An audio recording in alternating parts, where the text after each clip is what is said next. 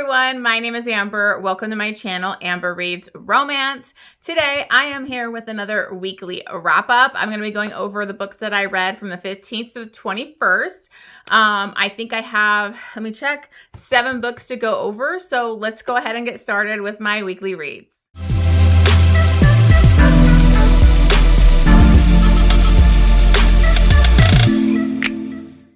Okay guys, so I'm hoping to make this video pretty quick here because I'm actually trying to film before me and my mom head to Temecula. We're going wine tasting again. We had so much fun. We went for my birthday at this place that we stayed at. It was so nice and beautiful and I love going wine tasting. So I need to get this video wrapped quickly. So let's just go ahead and dive right in. So the first book that I read was Blue Coral. And this is by Naomi Lucas. This is the 3rd book in the Naga Bride series. I was okay with the first one. I loved the second one. And then this one I did still really enjoy, not as much as King Cobra. But I actually read this one. I've been needing to get back to these series. I'm always in between so many different series. And I'm doing the fantasy romantasy readathon that Crystal's putting on right now. And one of the prompts was monster alien. Technically they're not really aliens because it's on Earth.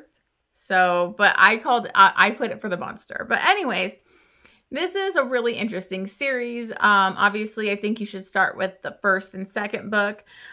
This is carrying on this story a little bit further. This is Vagan and Shelby's romance.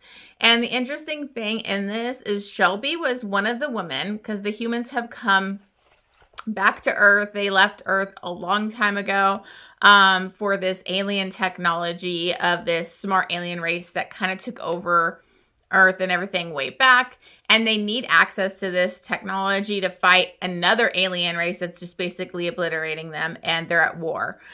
So they have been there trying to find this technology and something that can help save mankind. And so the women have to kind of do more to be able to be on this mission. The other 2 women were actually put out because the Nagas basically said, yeah, we'll make a deal with you, help you with this, but we want your women. And the Naga men, their women like left them so long ago. So like they need mates. And so the other 2 females were actually handed over to these Nagas. And Shelby was not, because she had kind of a fling going on with Collins. They had like a previous relationship. They stopped it when they went on this mission. They were kind of hookups.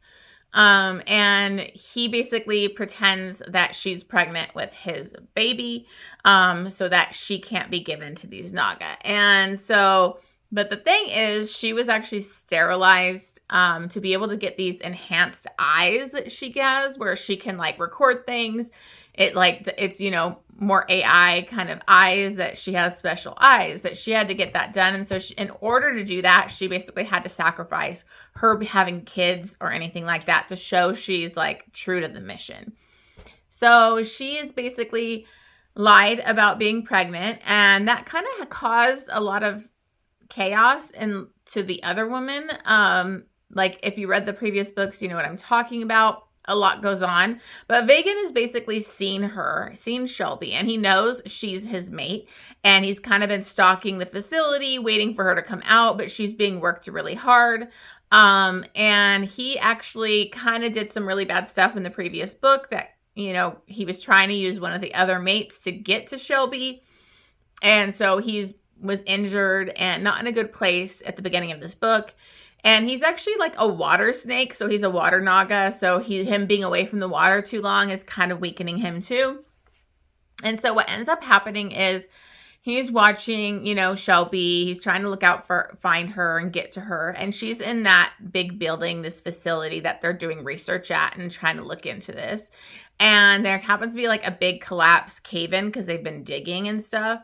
And she kind of goes down, and I think Collins does too. They both fall down, and Vagan basically goes after her to rescue her. He like dives in after her, and he's like holding up the brick, like the building from collapsing on her. So he's just so happy he's with her. He's like willing to die for her. And so they kind of have a moment, and then Collins kind of helps them get out, but he's very Collins has some definite feelings about the Naga, and he has been having feelings for Shelby, like deeper than what she has for him, where he really actually wants to be with her. And so there's a lot of drama that goes on with Collins in this. So I don't really know how I feel about him because some crazy stuff happens in this book that revolves around Collins. But we'll see how it goes. I'm not sure what I'm going to think of him in the future. But I actually kind of felt bad for him because part of the reason I ended up giving this 4 stars was because Shelby, like, she kind of fucked with people's lives by keeping this lie going. She never is straight with Collins that she doesn't want a relationship with him. She doesn't feel that way about him. And so she really kind of just caused some unnecessary drama and chaos, and that kind of irritated me. I also have irritations when, like, she's like fiending for him because she finds with being around Megan that, like, his pheromone, the sense he's putting off, is really turning her on. And there's a lot more to that we learn.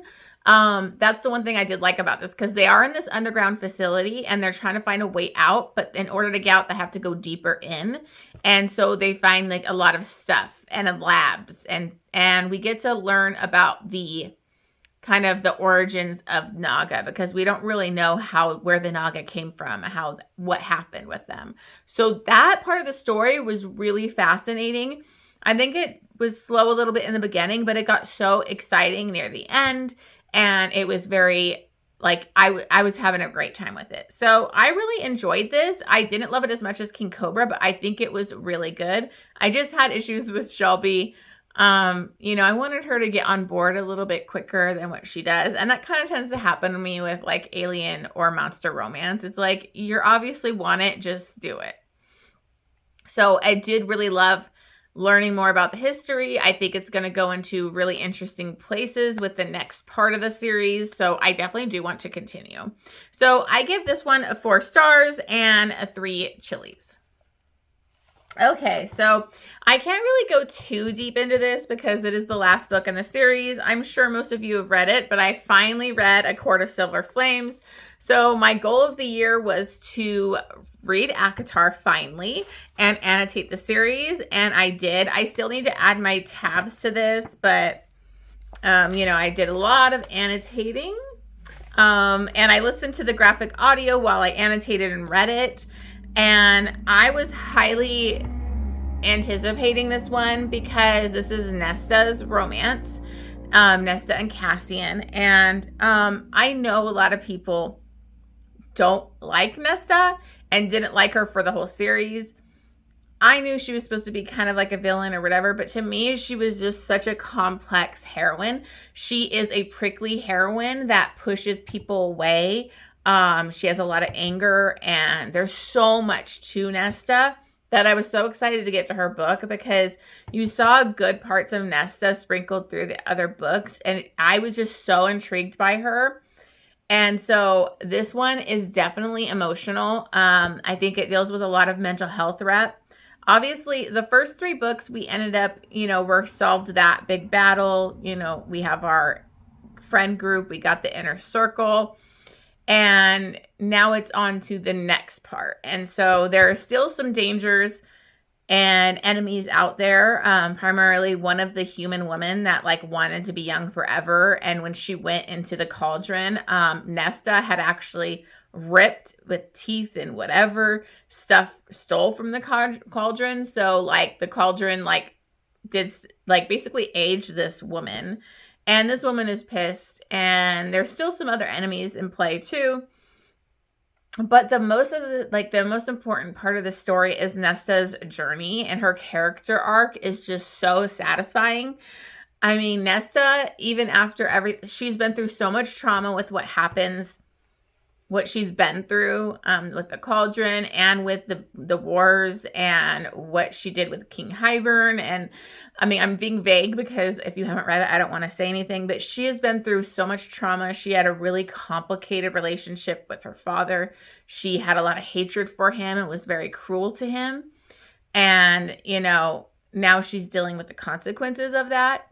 And so in this, it's very sad because I hope my ring light's not hitting this bad, but it's very sad because Nesta is basically living in like a hovel, even though they're all like part of like Reese's circle, and she could live in a nice house, and she's drinking and having random sex with strangers to kind of cope with her depression and anxiety, and just she has a lot of self-hatred, and she's just pushed them all away, and she's on a downward spiral. And so Feyre can't handle that anymore.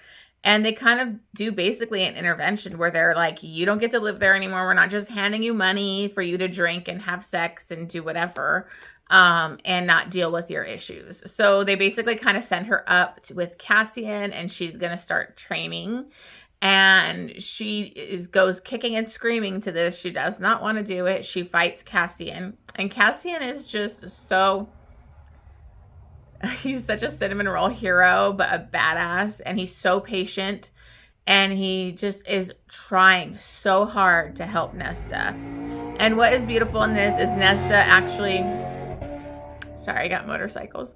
Nesta is actually like making genuine friendships, her own friends, because she basically pushed away the inner circle, didn't want anything to do with Rhys and his friends. Her and Amren had like an actual decent relationship, but they're on the outs because Nesta pushed her away and was cruel. So there's like a lot of self-sabotage, and it deals with a lot of depression and anxiety and PTSD and how we work through that. And it just was so relatable. I think Nesta is such a relatable character. Her journey is a tough one. It's a hard one, the journey she goes on. But it's beautiful, and I cried again in this one. And I just think Nesta is such an interesting character. This one is a million times more spicy, which was kind of crazy. I wasn't expecting it, but like, I didn't think it was a bad thing. I know some people complain about the spice, but I thought it was very interesting. I liked it. Nesta is kinky, and she goes after what she wants. And, she's been fighting this connection to Cassian since she met him. And it's just hard to watch her go through that journey.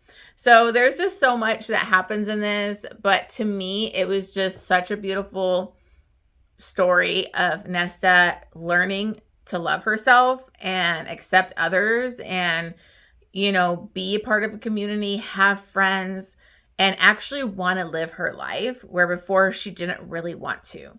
She was just existing, and she hated herself, and she was just in a very dark place. So it deals with a lot of heavy stuff in this, and I think it's just very well done. I think Nesta is the perfectly written, prickly heroine, and just to dive into all her layers was fantastic. Again, you have the inner circle in this, which I really love. I love seeing all of them. I had to look up because I'm like, there's still a lot left going in the world that you're like, what's going to happen next? And she hasn't written the other book. So I looked up, and I guess the next one is coming. So I'm definitely excited for her to continue that story. But I do need to read some more Sarah J. Maas. So I might try the Throne of Glass series next. We'll see.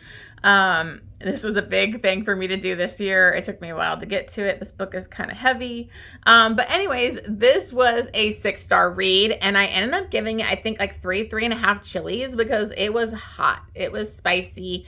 Cassian and Nesta get after it. And I loved it. So fantastic. I highly recommend this series if you are like me and haven't actually read it yet. I do think it's worth the hype. You just have to get past the first book. That one was just an okay to me. And then upon reread, because I did reread the first book to get to these other ones again.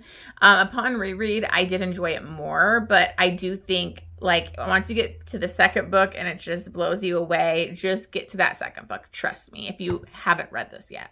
So highly recommend this series. It's fantastic. Okay, so then I listened to an audiobook. I listened to The Ever King by L.J. Andrews. This is my first time reading this author. Now, I don't read a ton of fantasy, and so that's why this Romantasy Readathon is really perfect for me because it's pushing me to read more fantasy. And this is the first book in the Ever series. I think the first 2 are on like the same couple. I think that's what it's gonna be. But I ended up buying like the whole series so far, at least, because it was on Audible. It was like a good Audible sale that just happened. So this is between Eric Bloodsinger and Livia. And this is a really interesting setup. It really gave me like Pirates of the Caribbean vibes, because his kind of people are like pirates. They are in the Ever, and then you have like the Fae. They come. I'm gonna be really bad at explaining this. I'm so sorry. But let me just start. Her and Livia and Eric actually met each other when they were kids. He was actually being held prisoner because they were at war with his father. And his father was like a horrible man, but he was held prisoner, and she felt really bad for him and wanted to kind of like bridge the gap between their, two peoples. And so she would go down and like read to him, and she created her own version of like the serpent and the songbird. And so like throughout the book, he's the serpent, she's the songbird. And so he had actually given her she gave him I think it was, I can't remember. It was some type of necklace she gave him. I can't remember. But he actually gave her something that was important to him, and what is considered like, it's an important object for his, the leader of his crew. So she ends up accidentally like tripping and breaking it. And so she's like worried about that because she was supposed to keep it safe. But he ends up being let go at one point, and then later on he is trapped, and they trap him in the Ever, where they can't come through. I think it's called the Chasm, where they can come through into their world. So his people have been trapped there, because like the war that happened, and his father, killing them and all that kind of stuff. Oh, and his father was killed by her father, so he wants revenge against her and her family. Even though he didn't really care about his dad, he was the next in line, he's the heir, and so, he wants revenge against what happened to his father. But they have been stuck in the Ever, and the Ever has some kind of like curse disease kind of going around the lands, where it's like everything's dying, and they think it has somebody did this, but it may also be tied to them not being able to go through the chasm. So this is many years later. They're grown now, and she actually had this kind of when she dropped that object of his, it made a mark on her. And one day she goes out, and they were talking with one of her siblings or her cousins, and they go in the water to go to the chasm, and something's calling to her, and she touches it, and then her mark changes, and that's going to open the chasm now. So she didn't realize what she was doing, but she released him. And so now he comes back, and her father is away because he was going to go after her father. So he takes her, and he basically takes her back to the Ever with him. And so it's their journey, and he kind of decides he wants her, and also to protect her, he's going to claim her in front of everybody and all of that kind of stuff. And so there's a lot of stuff going on. We don't know who's spreading this weird curse along the land, but she's has those, she's a fae, and she has those abilities with the land. And so she may be able to help with that. So what I really loved about this was the world building, the Pirates of the Caribbean, pirate aspect. I loved Eric Bloodslinger. He's a very broody, he has so much trauma, and he's a scarred hero. And they just immediately have such an insane connection. And he definitely does pull kind of a Rhysand moment of this is my queen. There's never been an Ever Queen, and he's gonna make her the Ever Queen and fuck everybody. So I really loved that. It ended in a cliffhanger, which really shocked me. I had no idea who the enemy was gonna be, and it shocked me. So I was definitely surprised with that ending, and I am going to definitely continue and read the Ever Queen. Just have too much stuff on my TBR right now, but I am going to continue. So I ended up giving that one 5 stars. I really enjoyed it. The audiobook is really well done. And then I gave it 2.5 chilies. Okay, so then I finally read Hollow Heathens. This is something that's been on my TBR forever, and I just never got to it because it is a little bit longer So I wasn't sure, but I did end up getting the audiobook when it was on sale. So I did listen to this. This is by Nicole Fiorina, and this is the first book in the Weeping Hollow series. I've heard a lot of hype about this from certain booktubers, and so I was really excited to get into this. This is going to be like a witches kind of spooky gothic vibes.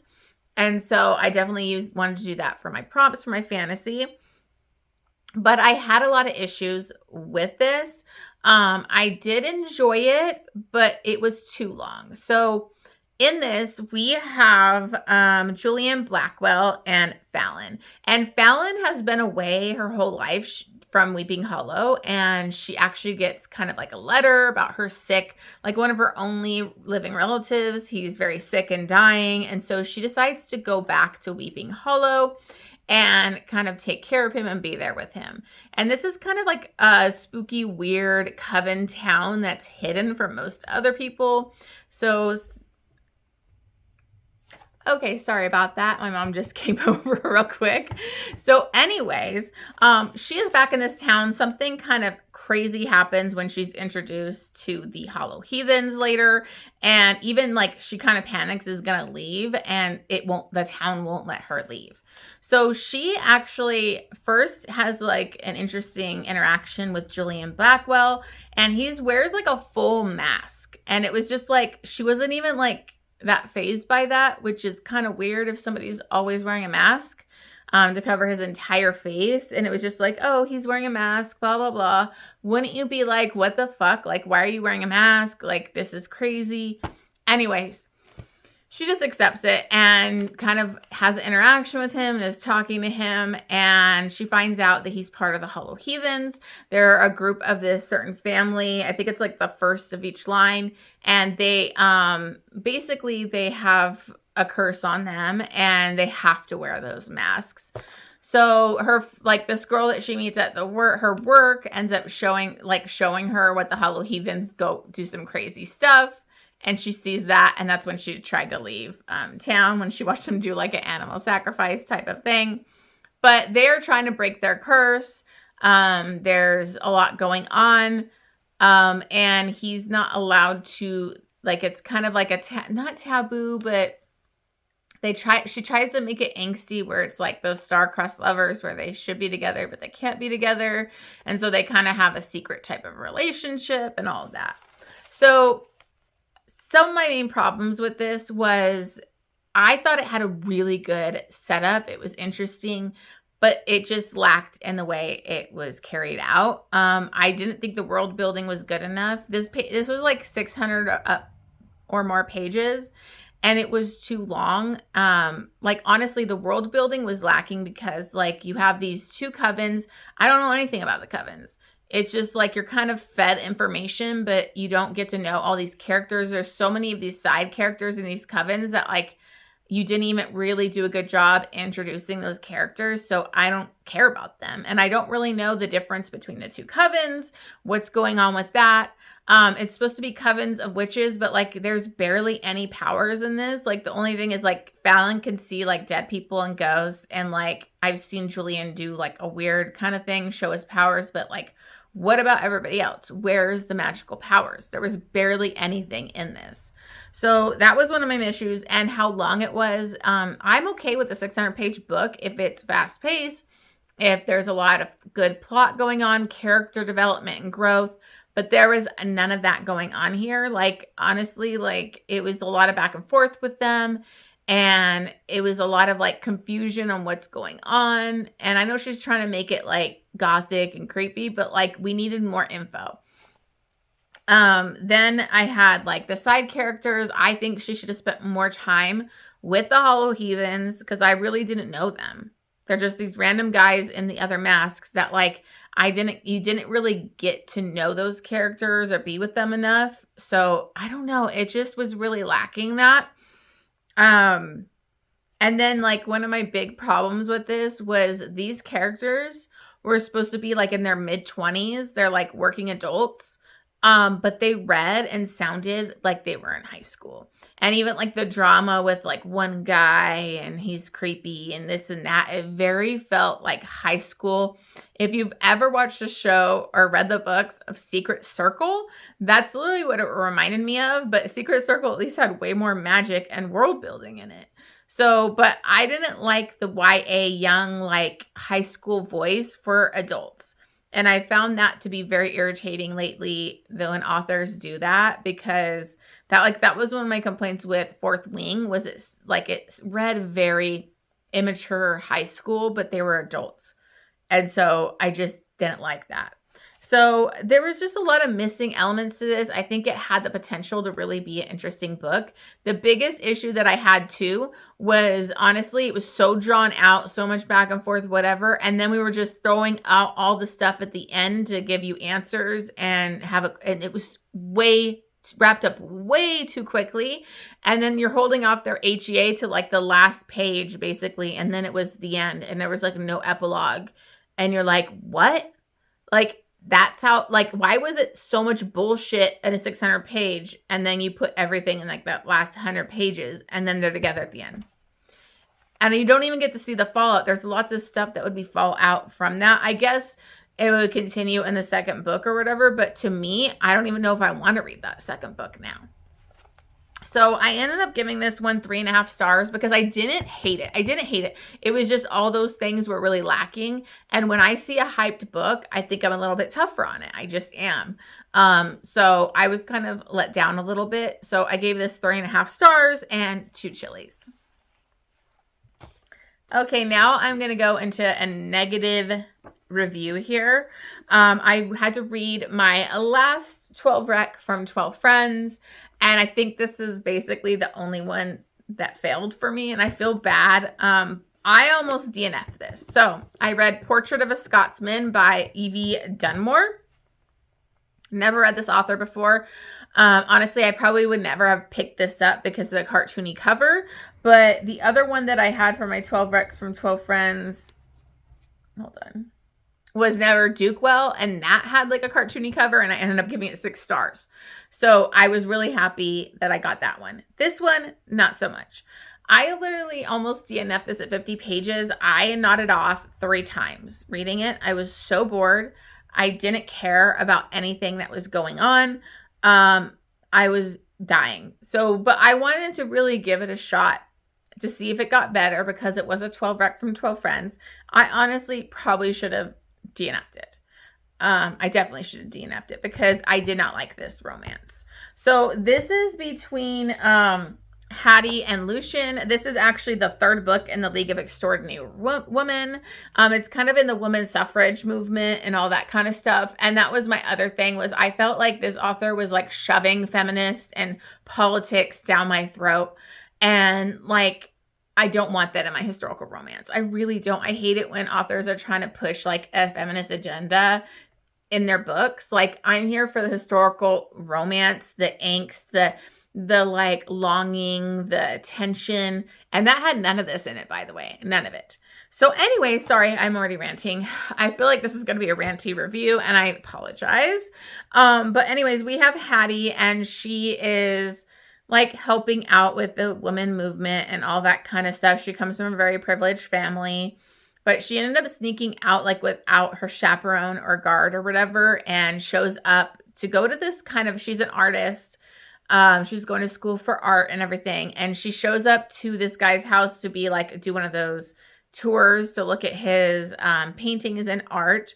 And I guess it was canceled, but she didn't know. And she shows up there and they think she's like a woman calling for him. So she's left in his office and then he ends up coming onto her thinking she's like, you know, there to have sex. And he's a Scottish hero. He is a self-made man, and Lucian has basically worked his ass off from being like, you know, from a child living on the streets, working in mining communities. And he's basically made himself this self-made wealthy businessman. And so once he sees her, she's actually a daughter of like a rival. and it's going to help him being marrying into that name and also with a business opportunity. And so he basically kind of sees that they have a great connection, like chemistry, and he offers her to like come back, and she comes with, to go do the tour and everything with other people. And they end up alone in a room together, and she leans in for the kiss. She wants it. But he kind of did plan them being caught alone together, so they'd be caught in a compromising position.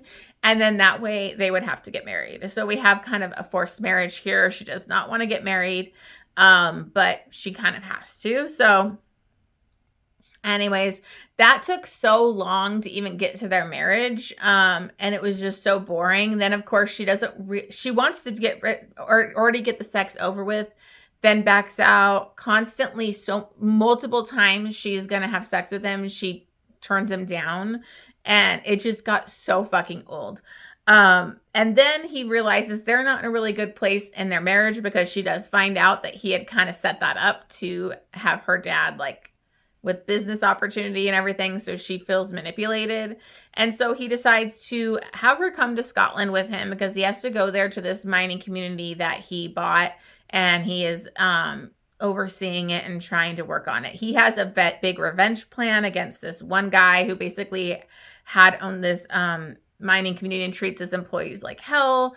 And he hated him from a childhood revenge plot kind of thing.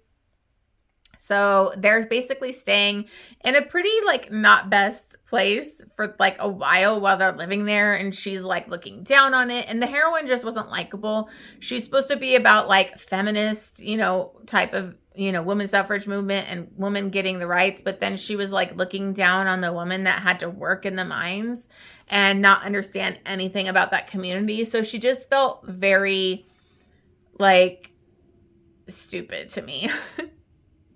So I didn't really like her. And I mean, they had to share one bed, and it literally took forever for them to finally have sex. And it was so boring. Like, I'm talking the 75% mark. And then it was like basically a fade to black, barely any information. And so to me, if you're just trying to make a slow burn and for them to finally have sex, you need to add chemistry, again, that tension, the connection, and then it better have a payoff. And it didn't. It was boring. So I was very frustrated with this. They end up having a third act conflict. She leaves to go back to London, and I'm going to spoil this for you guys. So if you don't want to hear this, just skip to the next book. But the thing that really brought this down even more to me was there was a third act conflict. It was resolved. They were in love. They like mend everything. They're in a good place. And then she still decides that no, she's going to go to France, because I always wanted to go to France and I want to teach in France. And you didn't let me choose my marriage. You need to be asking me. You need to be wooing me. And you should have asked me if I want to be married and blah, blah, blah. Come on, honey. That's what I mean about shoving the feminist stuff. That didn't happen in this day and age. And then so now she's leaving him, gets a divorce from him, even though she loves him, so she can go off on her own and go to France and teach. It was so fucking stupid, and it was not needed. And it pissed me off, because this whole book took me like 3 to 4 days to read this book. It was a fucking struggle. It was so boring, so much political bullshit and feminism and blah, blah, blah. I didn't fucking care. And then she did that. And then he like waits a year and comes back for her and like, he want to woo you. And I mean, he shouldn't even have to do that. So anyways, I hated this. I did not like it. I honestly gave it 2 stars on Goodreads because I felt kind of bad. I don't really give 1 stars, but it's probably like a 1 star for me. I hated everything about it, and I will never read this author again. I can tell you that. So I feel bad for the person that wrecked this for me, because it was really the only one that I fucking hated. But I finished it. So there's that. And it's basically 1 chili, because the spice is like non-existent. Okay, on to a good one. And this one I can't really say a lot about because it's the second part of a duology or duet, and that is Infernium by Keri Lake. The first book was Nightshade. This is the second part of their story. And Nightshade was actually recommended to me by Becky, and I fucking loved it. So thank you, Bex Reads. And this is the second part of that. That one, it is a very gothic, dark, very interesting duet, and I can't really say a lot about this one because it'll ruin a lot of the first one, so I do apologize for that. But basically it was kind of like this Nightshade was kind of this other world that like people go to after they die. There's angels, demons, different people living in that land where they don't realize they're dead, all that kind of stuff. She ends up traveling to the Nightshade, getting into the Nightshade in a certain way to look for her father, and she meets Jericho, and what you end up learning is Jericho, spoiler alert, I guess, is part demon, half angel. And this ended up being very like a fated mates type of thing. I won't go into why because there's a lot of stuff in the history that they do. But things were kind of crazy, ended in a crazy way in the first book, and this dives deeper into this world. And since I have to be super vague, it's really hard to tell you about this, but I will say that this world building is fantastic. I had never read Keri Lake before this, and I'm definitely going to be looking into more of her books now. She dives even more into this world. There's so much more we learn. There's other characters we're introduced to. It is fantastic. I thought it was such a good conclusion to this duet. It was emotional. I have to highly recommend the audiobooks because the male narrator does such a good job with Jericho's voice and like the other voices, and I don't know, he's just fantastic. So I literally listened to this in one day, and it's a 600-page book. I listened to it in a day because I couldn't put it down. It's so well done. So both these are kind of longer. They're like 600 pages, so it's a longer duet. But there's so much world building and action and romance, and it's just so good. So I ended up giving this one 5 stars too, and then 3 chilies. Okay, then really quickly, I just decided to listen to like a podfic that was a fanfic real quickly because I did have a fanfic prompt, and this is just a one shot. It's a really quick one. I think I listened to it like in an hour. And this is The Seduction by SinLenYu, and that's the same person that did Manacled. And this is a Draco and Hermione one, and it was just really cute because it was like Draco and Hermione had been like friends. They did their own book club. They would like cook dinner together. And Draco's kind of like at his wit's end. They've been doing this for 2 years. And he's like, I can't take it anymore. Like, I'm trying to seduce you. And Hermione is clueless. She has no idea he's into her. She thought they were just like, she didn't even think he would ever be interested in her. And so he's like, I can't take this anymore. I'm trying to seduce you. And she's like, you like me? Like, and so he basically kind of lays it out there. He's like, what do you think I've been doing this all for, the last 2 years? So he basically kind of confesses his feelings for her, and she's definitely open to it. So she's like, okay, well, how about we start this tomorrow? Like, let's actually do a date and seduce me for real. And so it's just, that's what it is. That's a really quick, they have sex. It's super cute. It's like a sweet and swoony Draco. It's a really quick one shot. I did listen to it on Spotify because there was a podfic for it. I think it's the Germani Chronicles. I can't remember the name of the podfic, sorry. But anyways, had a great time with that. Again, we're not supposed to really give ratings for fanfics. So I would say I recommend this if you're looking for a quick little spicy one shot of Draco and Hermione, just to give you a little Draco and Hermione taste. It's fun. Not much to it. That's really all it is, but it was a nice quick one.